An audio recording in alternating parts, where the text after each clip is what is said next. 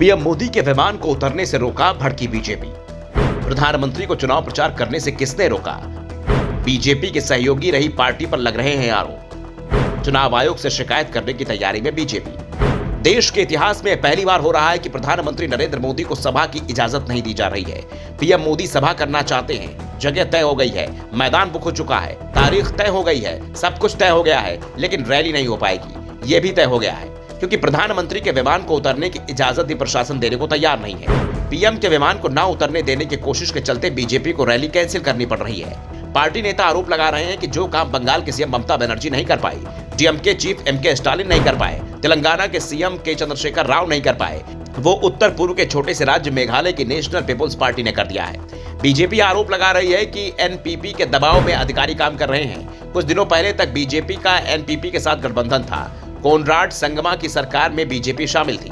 मेघालय के कोनराड संगमा की सरकार 2018 में बीजेपी की मदद से ही बन पाई थी।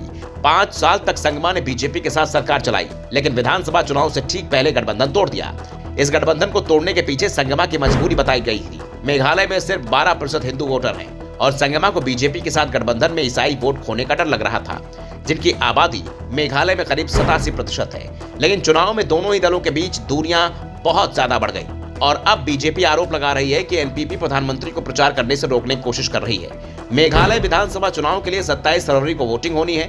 इसके लिए बीजेपी ने अपने सबसे बड़े स्टार प्रचारक प्रधानमंत्री नरेंद्र मोदी से चुनाव प्रचार कराने की तैयारी कर ली थी। पीएम मोदी 24 फरवरी को शिलांग और तुरा में चुनाव प्रचार करने वाले थे। शिलांग और तुरा में उनकी रैली की तैयारी भी हो चुकी थी। तुरा राज्य के सीएम कोनराड संगमा का चुनाव क्षेत्र है। वो यहीं से विधानसभा का चुनाव भी लड़ रहे हैं। पीए संगमा स्टेडियम में पीएम की रैली इजाजत मांगी गई थी।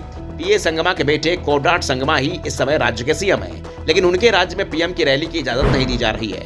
निशाने पर राज्य चुनाव आयोग भी है। इसे लेकर चुनाव आयोग की भी सफाई आई है। निर्वाचन अधिकारी स्वप्निल टेब्बे ने बताया कि पीएम की रैली को रोकने के जो आरोप लग रहे हैं उसमें कोई सच्चाई नहीं है। हम स्थिति को देखते हुए फैसला लेते हैं। स्पोर्ट्स डिपार्टमेंट ने कहा है कि स्टेडियम निर्माण कार्य चल रहा है, ऐसे में इतनी बड़ी सभा करना ठीक नहीं है। डिपार्टमेंट का दावा है कि साइट पर कंस्ट्रक्शन का सामान भी रखा है।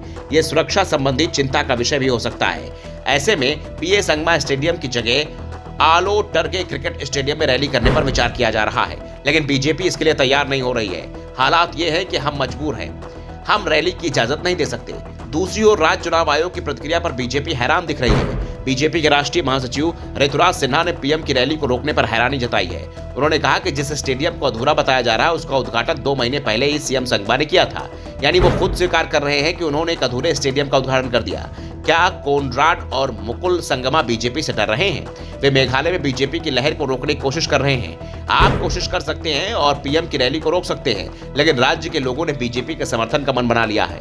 फिलहाल अब बीजेपी को अपने दूसरे नेताओं के प्रचार के भरोसे रहना पड़ रहा है। पार्टी कोशिश अभी भी कर रही है कि पीएम की विधानसभा चुनाव से पहले 1-2 रैलियां राज्य में करा ली जाएं। ब्यूरो रिपोर्ट, द नव दर्पण न्यूज।